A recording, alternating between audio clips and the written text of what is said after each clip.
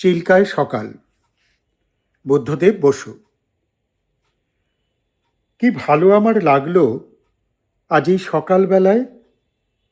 কেমন করে বলি?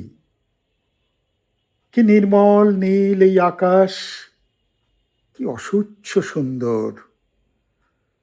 যেন গুণীর কণ্ঠের অবাধ উন্মুক্ত তান দিগন্ত থেকে দিগন্তে। কি ভালো আমার লাগলো এই আকাশের দিকে তাকিয়ে। চারদিক সবুজ পাহাড়ে আঁকাবাঁকা, কুয়াশায় ধোঁয়াটে, মাঝখানে চিল্কা উঠছে ঝিলকিয়ে। তুমি কাছে এলে, একটু বসলে, তারপর গেলে ওদিকে। স্টেশনে গাড়ি এসে দাঁড়িয়েছে, তাই দেখতে। গাড়ি চলে গেল।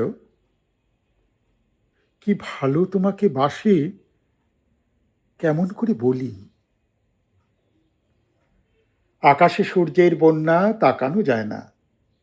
গরুগুলো এক মনে ঘাস ছিঁড়ছে। কি শান্ত। তুমি কি কখনো ভেবেছিলে এই হ্রদের ধারে এসে আমরা পাবো যা এতদিন পাইনি? রূপলি জল শুয়ে শুয়ে স্বপ্ন দেখছে। সমস্ত আকাশ নীলের স্রোতে ঝরে পড়ছে তার বুকের ওপর সূর্যের চুম্বনে। এখানে জ্বলে উঠবে অপরূপ ইন্দ্রধনু, তোমার আর আমার রক্তের সমুদ্রকে ঘিরে।